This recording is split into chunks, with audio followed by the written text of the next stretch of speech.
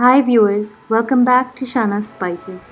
ഇന്ന് നമ്മളിവിടെ റെഡിയാക്കാൻ പോണത് നല്ല ഈസി ആയിട്ട് സിമ്പിളായിട്ട് പെട്ടെന്ന് ഉണ്ടാക്കാൻ പറ്റിയ നല്ല ടേസ്റ്റി ആയിട്ടുള്ള അറബിക് റൈസ് ഡിഷാണ്. ഇന്നുണ്ടാക്കുന്നത് മലപ്പുറം മന്തി. മലപ്പുറം സ്റ്റൈൽ മന്തിയാണെന്ന് ഉണ്ടാക്കുന്നത്.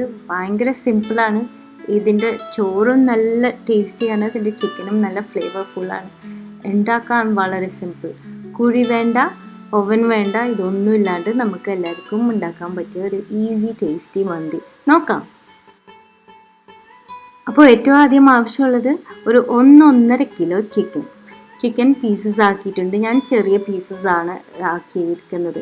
ഇനിയിപ്പോൾ കമൻറ്റ്സ് വരും, മന്തിക്ക് വലിയ പീസ് ചിക്കനാണ്, അങ്ങനെ ഹാഫ് സൈസാണ്, ക്വാർട്ടർ സൈസാണെന്നൊക്കെ. അപ്പോൾ ഇതാണ് കാര്യം. നിങ്ങൾക്ക് വലിയ പീസ് ഇഷ്ടമാണെങ്കിൽ നിങ്ങൾക്ക് അങ്ങനെ കട്ട് ചെയ്യാം. ക്വാർട്ടർ പീസായിട്ടോ ഒരു ചിക്കൻ ഒരു 4 പീസായിട്ടും കട്ട് ചെയ്യാം, 6 പീസായിട്ടും കട്ട് ചെയ്യാം. പക്ഷെ എൻ്റെ വീട്ടിലെന്താ ചെയ്യുക, എല്ലാവർക്കും ചെറിയ പീസ് ചിക്കനാണ് കൂടുതൽ ഇഷ്ടം. അതുകൊണ്ട് ഞാൻ ഇങ്ങനെ ഉണ്ടാക്കുന്നത്. അപ്പോൾ അത് താല്പര്യം അനുസരിച്ച് ചെയ്യണം കേട്ടോ. അപ്പോൾ കുക്കീസെ നമ്മൾ എങ്ങനെയാണ് പറഞ്ഞത്, ഒരു 1-1.5 കിലോ ചിക്കൻ. ഇതിനി മാരിനേറ്റ് ചെയ്യാൻ വേണ്ടി കുറച്ച് ഇൻഗ്രീഡിയൻസ് വേണം. പിന്നെ ചിക്കനിൽ തീരെ വെള്ളം പാടില്ല കേട്ടോ, നന്നായിട്ട് ഡ്രെയിൻ ചെയ്ത് വെള്ളം പോയിട്ടുണ്ടാവും. ഇതിലേക്ക് ആദ്യം 2 ചിക്കൻ സ്റ്റോക്കിൻ്റെ ക്യൂബ്, നമ്മൾ മാഗി അല്ലെങ്കിൽ നോറിൻ്റെ ചിക്കൻ സ്റ്റോക്ക് ക്യൂബ്സ്, ഞാനപ്പോൾ നോറാണ് യൂസ് ചെയ്യാറ്. ഇതുപോലെ ക്രംബിൾ ചെയ്ത് ഒന്ന് പൊടിച്ച് ഇതിലേക്ക് ആഡ് ചെയ്തിട്ടുണ്ട്. പിന്നെ ഒരു കഷ്ണം കറുകപ്പട്ട 2 പീസ് ആക്കിയിട്ടുണ്ട്, അതും കൂടി ചേർത്ത് കൊടുത്തു. ഇനി ഒരു 8 ഗ്രാമ്പു ചേർത്തു. 7 ഏലക്ക കൈ കൊണ്ട് ഇങ്ങനെ ഒന്ന് ക്രഷ് ചെയ്തിട്ട് കൊടുക്കണം. അപ്പോൾ ആ ഫ്ലേവറും അതിൻ്റെ മണം ഒന്ന് റിലീസ് ആവാൻ വേണ്ടിയിട്ടാണ്. പിന്നെ കുരുമുളക് ഭയങ്കര ഇമ്പോർട്ടൻ്റ് ആണ്. ഇതിൽ 1 ടേബിൾ സ്പൂൺ ചേർത്ത് കൊടുത്തോ. ഇനി ചെറിയ ജീരകം, നല്ല ജീരകത്തിന് 3/4 ടീസ്പൂണാണ് ചേർക്കുന്നത്, അത്ര മതി. ഇതിലേക്ക് ഇനി 1 ടീസ്പൂൺ നല്ല കളറുള്ള മുളക് പൊടി, കാശ്മീരി മുളക് പൊടി ഏറ്റവും നല്ല കളറുള്ളത് എടുക്കാൻ നോക്കണം. കാരണം ഈ ചിക്കൻ ആ റെഡ് കളർ വരുമ്പോഴാണ് ആ ചോറ് കാണാനും ഭംഗി ഉണ്ടാവുന്നത്. കേട്ടാ കുക്കീസ്.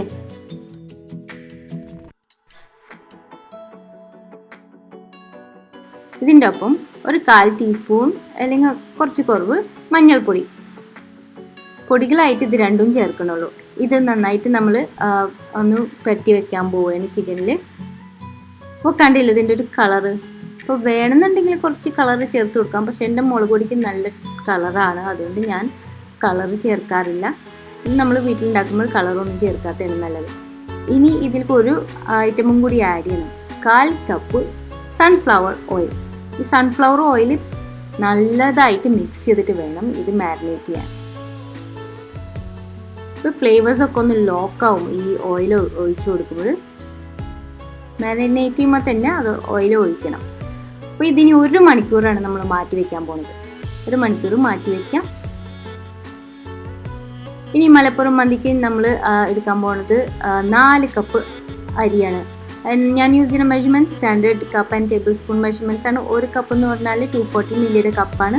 അപ്പോൾ അതുപോലെ 4 കപ്പ് നന്നായി കഴുകി വെള്ളം ക്ലിയർ ആവണ വരെ കഴുകി 10 മിനിറ്റ് സോക്ക് ചെയ്യാൻ വെച്ചു. എന്നിട്ട് ഡ്രെയിൻ ചെയ്ത് മാറ്റി വയ്ക്കാം. ഇപ്പം മന്തി റൈസ് എന്നും പറഞ്ഞ് നാട്ടിൽ പലയിടത്തും കിട്ടും. ആ റൈസ് ആണെങ്കിൽ അതും നല്ലതാണ്, അല്ലെങ്കിൽ ബാസ്മതി ഉപയോഗിച്ചാൽ മതി, ഒരു കുഴപ്പമില്ല. അപ്പോൾ ഈ റൈസ് ഉണ്ടാക്കാൻ വേണ്ടി കുറച്ച് ഇൻഗ്രീഡിയൻസ് വേണം. ഒരു 4 ടേബിൾ സ്പൂൺ സ്പ്രിംഗ് ഓണിയൻ്റെ ഈ വെള്ള ഉള്ളി ഭാഗം, അത് സ്ലൈസ് ചെയ്തതും. ഒരു 3-4 ടേബിൾ സ്പൂൺ പച്ച ക്യാപ്സിക്കം, അതും ചെറുതായിട്ട് ഡൈസ് ചെയ്തത്. അപ്പോൾ ചോറുണ്ടാക്കാൻ വേണ്ടി ഒരു പാത്രം, അതിൽ എണ്ണ ചൂടാക്കാം. സൺഫ്ലവർ ഓയിലാണ് ഞാൻ യൂസ് ചെയ്യുന്നത്. ഒരു 4-5 ടേബിൾ സ്പൂൺ. ഇതിലേക്ക് നമ്മൾ അരിഞ്ഞു വെച്ചിരിക്കുന്ന സ്പ്രിംഗ് ഓണിയൻ്റെ വെള്ള, അതുപോലെ ക്യാപ്സിക്കം, പിന്നെന്താണ് 4 ടീസ്പൂൺ വീതം ഇഞ്ചി വെളുത്തുള്ളി കൊത്തിയരിഞ്ഞത്. അപ്പം 4 ടീസ്പൂണാണ് അത്. ഇതെല്ലാം കൂടി ചേർത്ത് നന്നായിട്ടൊന്ന് വഴറ്റിയെടുക്കാം. നല്ലൊരു മണം കിട്ടണം, പക്ഷെ തീരെ ബ്രൗൺ ആയി പോകാൻ പാടില്ല. ഇതിലേക്ക് വീണ്ടും ഒരു ചിക്കൻ സ്റ്റോക്കിൻ്റെ ക്യൂബ്. ഇതാണ് ഇതിൻ്റെ ഒരു നല്ല ഫ്ലേവർ കിട്ടുന്നത്. ചിക്കൻ സ്റ്റോക്കിൻ്റെ ക്യൂബ് ആഡ് ചെയ്ത് ഒന്ന് മാഷ് ചെയ്ത് കൊടുക്കാം. എന്നിട്ട് ഒന്നും കൂടി നല്ലൊരു മണം കിട്ടണ വരെ വഴറ്റിയെടുക്കാം. ഇതിലേക്ക് ഇനി ചോറിന് വേണ്ടി ആവശ്യമുള്ള വെള്ളം. അപ്പോൾ 4 കപ്പ് അരിക്ക് ഒരു 7.5 കപ്പ് വെള്ളം മതി. ഇത് നന്നായിട്ട് തിളയ്ക്കാൻ വേണ്ടി അടച്ചു വെച്ചിട്ടുണ്ട്. ഇപ്പോൾ ചോറ് ആവണ സമയത്ത് തന്നെ നമുക്ക് എന്ത് ചെയ്യണം, ഒരു നോൺ സ്റ്റിക്ക് വലിയ പാത്രം എടുത്തിട്ട് ഇതിലേക്ക് ചിക്കൻ ആഡ് ചെയ്ത് കൊടുക്കാം. ഹൈ ഫ്ലെയിമിൽ വെച്ചിട്ട് ഇത് ഒരു 5 മിനിറ്റ് സ്റ്റീം ചെയ്തെടുക്കാൻ പോവുകയാണ്. ഇങ്ങനെ വെള്ളമൊന്നും ചേർക്കുന്നില്ല, ആ മാരിനേറ്റ് ചെയ്ത ചിക്കൻ മാത്രം അതൊന്ന് സ്റ്റീം ചെയ്ത ആവി വരണം ആ നോൺ സ്റ്റിക്ക് പോട്ടിൽ. അപ്പോൾ ചോറും കൂടി ചേർത്ത് ആവി കയറ്റാൻ പറ്റി ദമ്മൊക്കെ ചെയ്യണ പോലത്തെ ഒരു പാത്രമാണ് ഇതിനാവശ്യമുള്ളത്. നോൺ സ്റ്റിക്കാണ് നമുക്ക് ആവശ്യമുള്ളത്. നോൺ സ്റ്റിക്ക് ഇല്ലെങ്കിൽ നല്ല ചൂട് കട്ടിയുള്ള വലിയ ഫ്ലാറ്റായിട്ട് ബോട്ടമുള്ള പാത്രം ഉപയോഗിക്കാം ദമ്മ് ചെയ്യുന്ന ഏതെങ്കിലും തരം. പക്ഷെ അടി പിടിക്കാണ്ട് കുറച്ചും കൂടി കൂടുതൽ ശ്രദ്ധിക്കേണ്ടി വരും. അപ്പോൾ അതൊരു 5 മിനിറ്റ് ഞാൻ പറഞ്ഞ പോലെ ഹൈ ഫ്ലെയിമിൽ വെച്ച് നന്നായിട്ട് ആവി കയറിയിട്ടുണ്ട്. ഇത് ചൂടായിട്ട് തന്നെ ഇരിക്കുന്ന സമയത്ത് നമുക്ക് കുക്ക് ചെയ്ത് റൈസ് ഇതിൻ്റെ മുകളിൽ ആഡ് ചെയ്ത് കൊടുക്കണം. 1 മിനിറ്റ് അത് റെഡി ആയി കഴിഞ്ഞാൽ അത് അടച്ചു വെച്ചാൽ മതി. ഫ്ലെയിം ഓഫ് ചെയ്തിട്ട് നമുക്ക് വേഗം ചോറ് റെഡിയാക്കാം.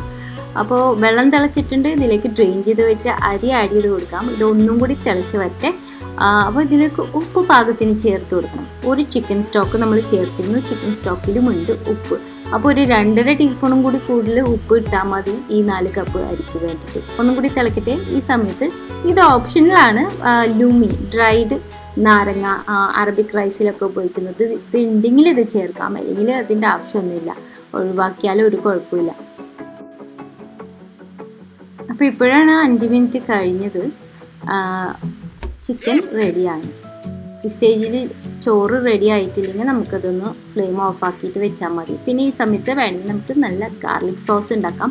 ഈ റൈസിൻ്റെ കൂടെ ഞാൻ സലാത്ത ഹറ മന്തി റൈസിൻ്റെ കൂടെ സെർവ് ചെയ്യുന്ന ആ ഒരു ടൊമാറ്റോ ചട്നി ഇല്ലേ, അതും പിന്നെ ഈ ഗാർലിക് സോസാണ് ഇന്ന് സെർവ് ചെയ്തത്. അപ്പോൾ ഞാൻ മുമ്പും ഇട്ടിരുന്ന ഒരു ഈസി ഗാർലിക് സോസ് ഫോർ മന്തി, അതും ചെക്ക് ചെയ്ത് പിന്നെ ഈ ടൈപ്പ് മിക്സിയിലുണ്ടാക്കുന്ന ഗാർലിക് സോസ് ഞാൻ ഉടനെ തന്നെ ഇടുന്നതാണ് വീഡിയോ. അപ്പോൾ ചോറ് റെഡിയാണ്. കണ്ട നല്ല ഫ്ലഫി നല്ല വൈറ്റ് റൈസ് കറക്റ്റിന് പാകത്തിന് വെന്തിട്ടുണ്ട്. ഇനി നമ്മൾ ഈ കുക്ക് ചെയ്ത ചിക്കൻ്റെ മുകളിലൊന്ന് ലെയർ ചെയ്യാൻ പോകണം. അതിൻ്റെ പകുതി റൈസ് ഇട്ടതിന് ശേഷം പിന്നെ ഫ്ലഫ് ചെയ്തിട്ട് വേണം കേട്ടോ ഇടാൻ, കട്ടകളൊന്നും ഇല്ലാണ്ട്. ഈ പകുതി റൈസ് ഇട്ടതിന് ശേഷം ഇതിലേക്ക് പച്ചമുളക് മുഴുവനോട് ഇടുക. അതിൻ്റെ ഞട്ടിയും കൂടി കളയണ്ട, അത് ഒരു 10 എണ്ണം അല്ലെങ്കിൽ 20-അനുസരിച്ച് ഇങ്ങനെ ഒന്ന് കുത്തി കൊടുക്കാം. ഇതിൻ്റെ ആ ഒരു നല്ല ഫ്ലേവറും മണവും ചോറിൽ കൂടി കിട്ടാനും കൂടി വേണ്ടിയിട്ടാണിത്. പിന്നെ അത് സ്റ്റീമായി വരികയും ചെയ്യും ഈ ചോറ് കുക്ക് ചെയ്ത് തീരുമ്പോഴും. ഇനി ബാക്കിയുള്ള റൈസും കൂടി ഇതിൻ്റെ മുകളിൽ ആഡ് ചെയ്ത് കൊടുക്കാം. ചോറ് നല്ല ചൂടുണ്ടാവണം, അടിയിലുള്ള ചിക്കനും നല്ല ചൂടുണ്ടാവണം. ഈ സമയത്ത് തന്നെയാണ് ഇത് രണ്ടും കൂടി വീണ്ടും ഇട്ട് നമ്മൾ കുക്ക് ചെയ്യാൻ പോകുന്നത്. ഇപ്പം ഫ്ലെയിം ഓഫാണ് കേട്ടോ. അപ്പോൾ ചിക്കൻ നേരത്തെ വെറും 5 മിനിറ്റ് നല്ല സ്റ്റീം ചെയ്തെടുത്തിട്ടുള്ളൂ. ഇത് ഒട്ടും മുഴുവനായിട്ട് വെന്തിട്ടൊന്നുമില്ല, കുക്കായിട്ടില്ല. ഈ ചോറിൻ്റെ അടിയിൽ കിടന്നിട്ട് നമ്മൾ പതുക്കനെ ആണ് കുക്ക് ചെയ്തെടുക്കാൻ പോകുന്നത്. അപ്പോൾ ചിക്കൻ നന്നായി വെന്ത് അതിൻ്റെ വെള്ളങ്ങളൊക്കെ വറ്റി വരും. അതിൻ്റെ ടെക്സ്ചർ നല്ലൊരു രസമായിരിക്കും. കുറച്ച് ചില ഭാഗത്ത് ഇത്തിരി ക്രിസ്പി ആയിരിക്കും. അതുപോലെ കുരുമുളകൊക്കെ നല്ല ക്രിസ്പാവും നമ്മൾ മാരിനേറ്റ് ചെയ്യാൻ യൂസ് ചെയ്തത്. എന്നിട്ട് അതിൻ്റെ ആവി ഈ ചോറിൽ കൂടി വന്ന് നല്ലൊരു മണവും വരും, കുക്കായി വരുമ്പോൾ. അപ്പോൾ നമ്മൾ ചോറെല്ലാം ആഡ് ചെയ്തിട്ട് ഇതൊന്ന് പാറ്റ് ചെയ്ത് ഫ്ലാറ്റ് ആക്കാം. കണ്ടില്ലേ, ഇനി വേറെ ഒന്നുമില്ല ഇതിന്. കരിച്ചു പൊരിച്ച സവാള ഇല്ല, ഉള്ളിയില്ല, കാഷ്യൂനട്ട്സും കിസ്മിസും അതൊന്നും വേണ്ട. ഇതിന് വെറുതെ ഇത്രയും മതി. ഇത് ഇനിയൊന്ന് ആവി കയറ്റിയാൽ മതി. വളരെ ലോ ഫ്ലെയിമിൽ ഏറ്റവും ചെറിയ തീയിൽ 1/2 മണിക്കൂർ 30 മിനിറ്റ് ഇനി ആവി കയറ്റണം. അപ്പോൾ വളരെ ലോ ഫ്ലെയിം ആയിരിക്കണം. ചിക്കൻ പതുക്കനെ കിടന്ന് വെന്ത് അതിലെ വെള്ളമൊക്കെ വറ്റി ചിക്കൻ കുറച്ചൊന്ന് ഒരു ഗ്രില്ല് ചെയ്തപോലെ ആവും ഒരു സൈഡിൽ. എന്നാൽ തീരെ അടിയിലൊന്നും പിടിക്കരുത്. ഈ ഒരു ടൈം ഫോളോ ചെയ്യണമെങ്കിൽ പിന്നെ ഇടയ്ക്കൊന്ന് ശ്രദ്ധിക്കണം, മണങ്ങളും സൗണ്ട് കേൾക്കുന്നത്. അടിയിൽ കരകരയെന്ന് സൗണ്ട് കേൾക്കണമെങ്കിൽ വെള്ളം മുഴുവൻ വറ്റിയെന്നാണ് അർത്ഥം. അപ്പം നിർത്തിക്കോ, അല്ലെങ്കിൽ അടി പിടിക്കണ്ട.